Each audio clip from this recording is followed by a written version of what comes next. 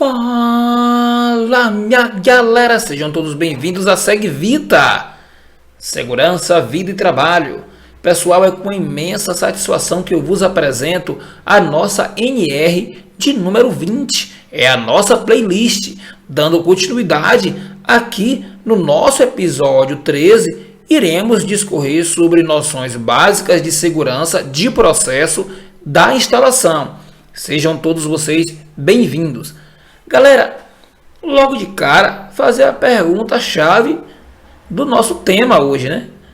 O que seria segurança de processo? Observe que a nossa definição diz que é uma inovadora estratégia de prevenção de acidentes. Então, é uma forma inovada em se prevenir acidentes dentro do contexto da NR20. É a segurança voltada para a não ocorrência de vazamentos, perda de contenção. O que seria isso, galera? A contenção que a gente coloca para, em um caso de vazamento, esse material não espalhar mais ainda pelo ambiente, trazendo ali contaminações, bem como no caso de um incêndio, alastrar ainda mais o fogo, né? Então observe que é uma segurança voltada para a não ocorrência de vazamento, para evitar a perda de contenção e também o descontrole no processo operacional. É ter o foco no exato cumprimento dos processos da atividade que se está realizando e, com isso, evitar acidente. Então, de uma forma sucinta, segurança do processo é uma forma nova que está sendo adotada por várias empresas do segmento, né, e com a visão voltada para a não ocorrência de vazamento e também não ocorrer a perda da contenção, bem como ali ter um controle no processo operacional, tá bom? Então fica aí o destaque da nossa segurança de processo. Dando continuidade ao nosso material, aí surge mais outra pergunta: como a segurança de processo difere da segurança pessoal ou segurança ocupacional?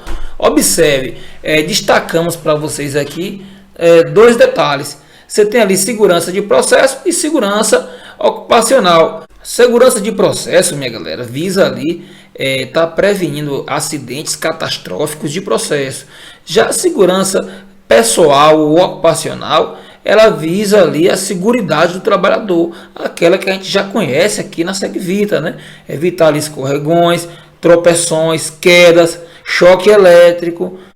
Minha galera, observe que segurança de processo é a integração do gerenciamento da integridade dos sistemas operacionais, processos e manutenção de instalação, que tem por objetivo impedir a perda da contenção ali de hidrocarbonetos ou produtos químicos ou perigosos, devido ao seu potencial de gerar efeitos tóxicos, incêndios, sobrepressão ou explosão, que podem resultar em lesões pessoais, danos materiais, perda de produção ou impacto ambiental.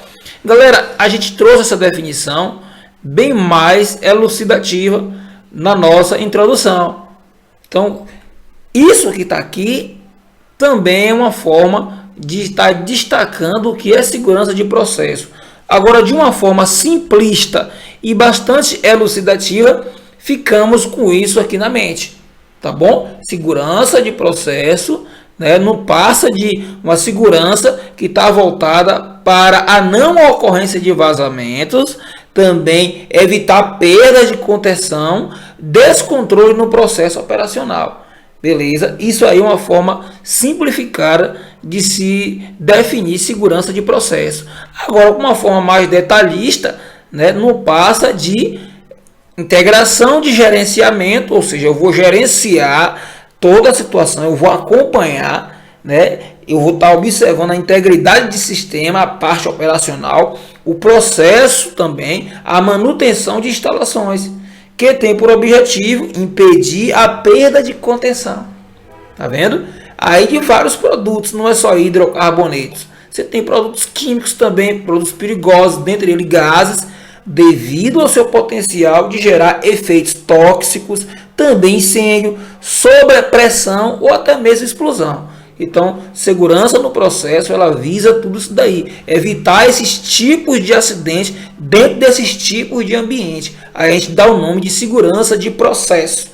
Como estamos aqui, galera, falando de segurança, é bom destacar um pouco também a questão do acidente de segurança de processo, tá bom? Então ele ocorre, é um evento imprevisto e indesejável, assim como um acidente comum, né? O acidente comum é um evento não premeditado e indesejável, não é isso? Então, o acidente de segurança de processo também é um evento imprevisto e indesejável, envolvendo perda de contenção de hidrocarboneto ou outros produtos químicos ou perigosos.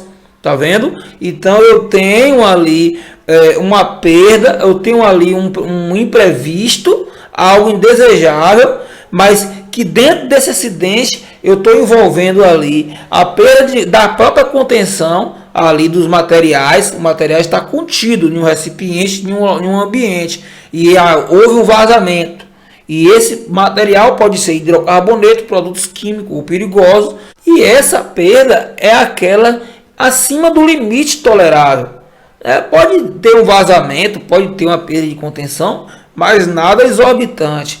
A gente fala de coisas mesmo acima do limite que é estabelecido, ou que resultam em lesões pessoais, danos materiais, perda de produção ou impacto ambiental. Tá bom? Então isso aí fica definido o nosso acidente de segurança de processo.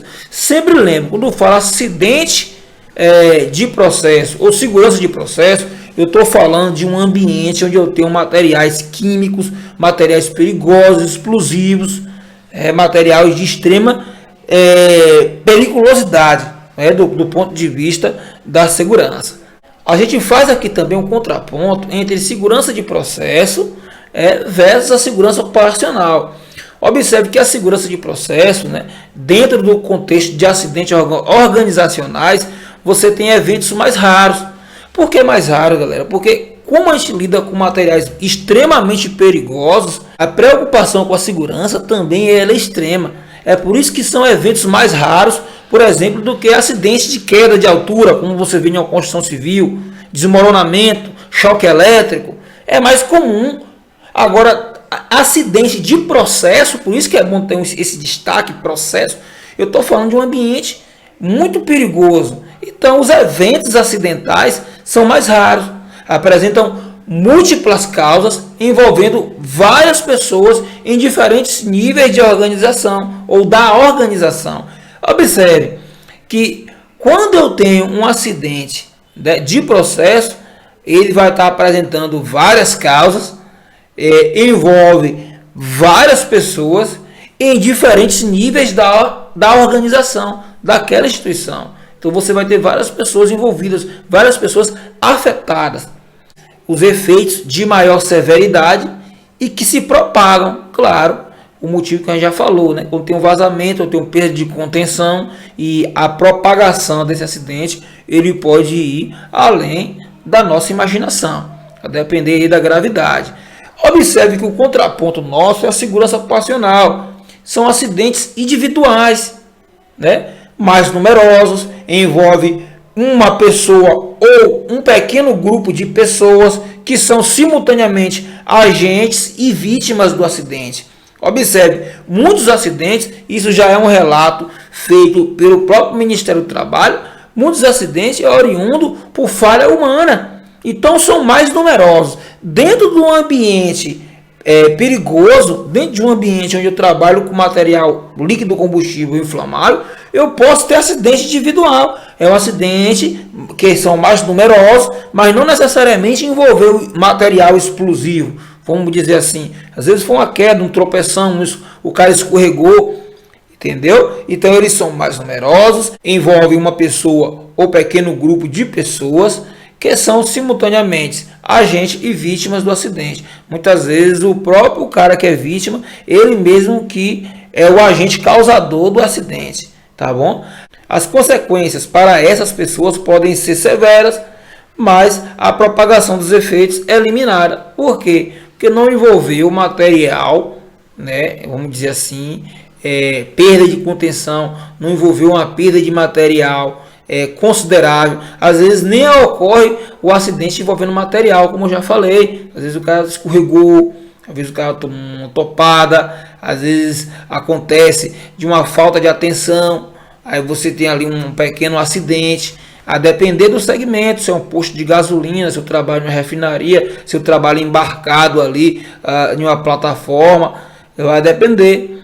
Eventos que têm pouca relação com a atividade de processamento da planta. São eventos que têm pouca relação com a atividade em si, com a atividade principal. Então isso aí a gente chama de segurança ocupacional, que entra em acidentes individuais. É diferente da segurança de processo, que ocorre ali acidentes organizacionais.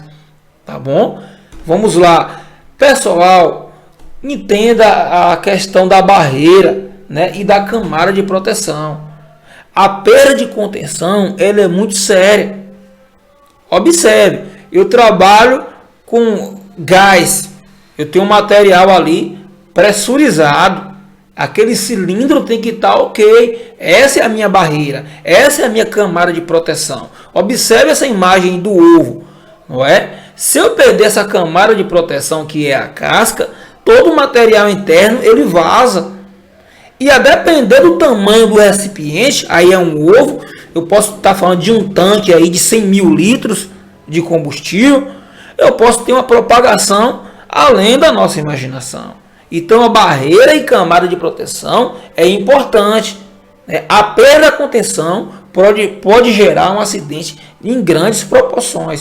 Tá bom? Observe essa imagem aqui. As barreiras, que são chamadas também de camadas de proteção, ela existe para prevenir as perdas da contenção, como já foi falado. Então observe, eu coloquei uma barreira aqui para evitar a perda da contenção. Eu tenho uma barreira que me protege a minha contenção. Agora observe essa imagem aqui. Se abaixarmos a guarda, essas camadas de proteção serão erodidas e desaparecerão. Logo, eu tenho um acidente instalado. Tá bom? É muito importante a gente trabalhar com prevenção. É por isso que esses ambientes, os acidentes não são muito frequentes, né, como ocorre em uma construção civil, como ocorre na área elétrica, como ocorre na indústria de um modo geral, né, são mais difíceis. Você ouvir dizer que explodiu um posto de combustível, é mais difícil você ouvir dizer que houve um cara que trabalha embarcado ali na plataforma, explodiu aquela plataforma. Acontece, mas são casos isolados, é bem difíceis, dado a segurança, dada a preocupação. Vamos fazer uma análise das barreiras. Você tem aí um modelo de queijo suíço de James Wilson, foi publicado aí na década de 90. Aqui embaixo segue aí James Wilson. Você pode acompanhar esse cara aí no Google, caso você queira coletar mais informações. Vamos destacar aqui o trabalho dele, que é o modelo de queijo suíço, que a gente faz uma análise das barreiras, da importância. Observe, galera, aqui eu tenho uma barreira de proteção, né, que é representada por esse queijo suíço aqui. Aqui eu tenho o perigo instalado, aqui embaixo eu tenho um acidente e aqui eu tenho as falhas ou deficiências. Observe que os sistemas devem possuir barreiras e salvaguardas, as quais são essenciais para proteger as vítimas em potencial. Então observe que quem seria as vítimas em potencial, galera? O trabalhador, a comunidade, que eu estou falando de um acidente que, se vir acontecer, ele pode ter proporções grandes, correto?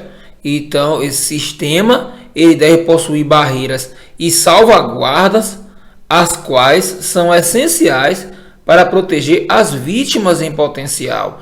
E não para por aí. Essas defesas ou barreiras vão desde a solução de engenharia, tais como resposta do operador a alarmes, intertravamentos, sensores, até pessoas que são os operadores pilotos, ou mesmo soluções administrativas, controle administrativo. Então essas seriam as nossas defesas ou barreiras, representadas por esse queijo suíço. Continuando com a nossa analogia, você observe que quando as falhas se alinham, nesse caso aqui, ó, observe que aqui eu tenho um queijo suíço, eu tenho uma falha aqui, mas foi barrada aqui. Eu tenho outra falha aqui, que foi barrada aqui, correto? Agora, quando as falhas se alinham nessa forma aqui, eu tenho um acidente, ele vai disparar e as falhas se alinharam, ou seja, eu não tenho nenhuma barreira mais. Coincidiu em cada camada de proteção, houve uma falha a qual permitira a passagem do acidente.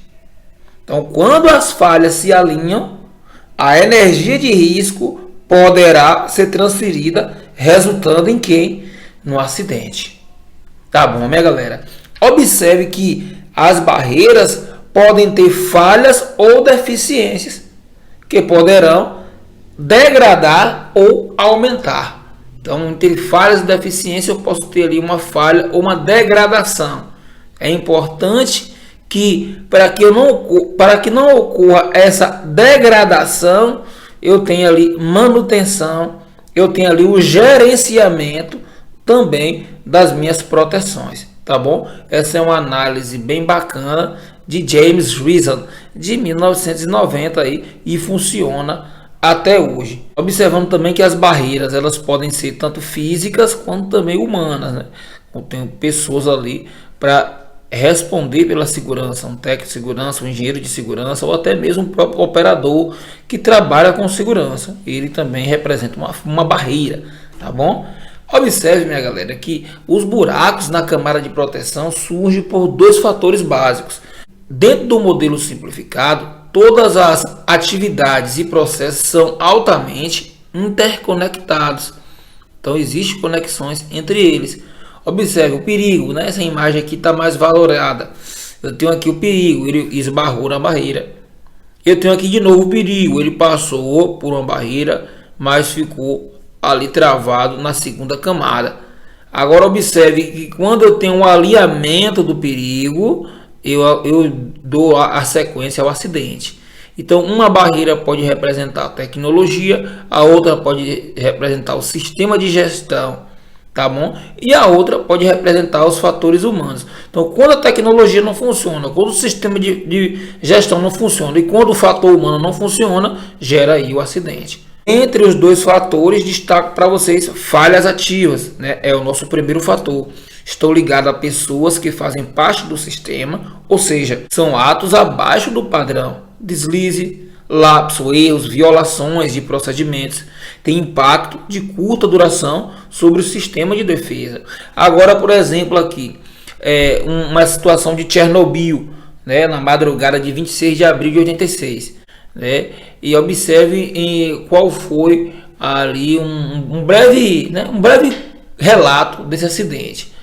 O operador desligou um a um todos os sistemas de segurança, o que permitiu a explosão do reator nuclear. Como os investigadores consideraram apenas a perspectiva da aproximação pessoal, concluíram que o operador errou, sem discutir as condições que o levaram a isso. Então, não basta ter o fator humano errando. Muitas vezes eu tenho todo um contexto que me leva a errar. Não é isso? Então, todo acidente tem que ser analisado. Mas observe que no primeiro momento tem-se o ser humano como culpado por esse acidente. Então, observe como o fator humano também é importante no trato da segurança. Não adianta eu ter uma boa medida de engenharia, não adianta eu ter uma boa medida tecnológica se o fator humano falhar. Eu posso gerar um acidente nessa proporção, tá bom? Eu sugiro aí que vocês assistam, né? No YouTube mesmo tem aí Chernobyl, né? Pra você ficar mais inteirado. Minha galera, o fator 2, né? Que eu falei para vocês que surgem dois fatores básicos aí nos buracos da camada. E o fator 2 são condições latentes. Fazem parte de um lado bastante complexo do sistema de defesa. São originadas por decisões dos projetistas, também construtores, elaboradores dos procedimentos do nível gerenciamento mais alto, a alta administração. São as condições latentes. Tais decisões podem ou não se constituir em erros ou falhas, mas possuem dois tipos de efeitos. Então, eu tenho uma subdivisão dentro do fator 2, condições latentes, e eu destaco para você: pode contribuir para erros no local do trabalho, pressão, produtividade, sobrecarga de trabalho, fadiga, que é o cansaço. Por quê, galera? Tudo isso está sendo exigido por quem? Por projetistas, construtores, elaboradores e do nível gerencial mais alto, né? A alta administração. Então, essas pessoas podem exercer uma pressão tão grande que vai contribuir ali para o erro no local de trabalho. Aquela pressão por produtividade, sobrecarga de trabalho, isso vai gerar fadiga, que vai gerar acidente. Podendo também, galera, criar defeitos duradouros nas defesas, nos procedimentos não execuíveis. Então tem procedimento que não é execuível e muitas vezes pode gerar acidente. Indicadores não confiáveis. Galera, é muito importante essa parte aqui, ó. Tanto da questão de pressão por produtividade, sobrecarga de trabalho e fadiga. A gente sabe que toda empresa ela vive de lucro, mas tudo tem limite. A pressão pode gerar acidente, a pressão por produtividade, a sobrecarga de trabalho, a fadiga pode gerar acidente. Isso não precisa ir para a faculdade para saber disso. Não é isso, meu irmão? Outra coisa também, essas pressões podem também, ou esses fatores aí da alta administração, da alta gerência, aquela pressão pode criar ali defeitos duradouros nas tarefas. Olha só, defeitos duradouros nas tarefas. As tarefas passam a ser ali procedimentos não execuíveis. Tá lá, mas não tem como executar. E isso pode desencadear em um acidente. Agora eu falo em nome não só mais do setor que trabalha operando materiais líquidos combustíveis, mas eu falo com todo o setor do trabalho no geral. Isso é uma constante, né? Outra situação que pode desencadear dentro das condições latentes. As condições latentes podem permanecer adormecidas no sistema, ou seja, não desencadear qualquer evento por muito tempo, até que se combinem ali com as falhas ativas, que é aqueles furos ali do queijo suíço. Quando aquelas falhas se combinam, vai culminar no acidente, meu irmão. E isso é estudo, isso é científico, isso pode acontecer. Observe também, para a gente finalizar o nosso material, que a desativação temporária, sistema de instrumentário de segurança, o nosso SIS, atividades que levam à desativação de um sistema instrumentário de segurança, manutenção e operação. Dentro desses dois processos, eu posso estar desativando o meu sistema instrumentário de segurança. É isso? Então, dentro da manutenção, você tem a programada e não programada, que é aquela manutenção, quando não é programada, é aquela manutenção de emergência, né? A manutenção programada é aquela preventiva, né? Você tem aqui a operação, né? Você tem a partida, a iniciação, e você também tem a parada programada, que dispensa explicações. Parada programada, já está falando, né, galera? Eu determinei o horário, o dia, o horário para estar parando, tá bom? Pessoal, esse material é bacana, eu espero ter ajudado vocês, né? Na videoaula anterior eu disse que esse seria o último material, mas ainda tenho mais uma videoaula. Estarei na videoaula de número 14 discorrendo com vocês sobre noções básicas de gestão de mudanças. Pessoal, entenda, a NR20 é uma norma emergente. Eu estou trabalhando com seres humanos, com pessoas, né? E um acidente pode desembocar não só na pessoa, no trabalhador, mas em outras pessoas, a vizinhança, atingir também o meio ambiente, eu ter proporções muito gigantescas. Daí o dado, a importância para esse estudo.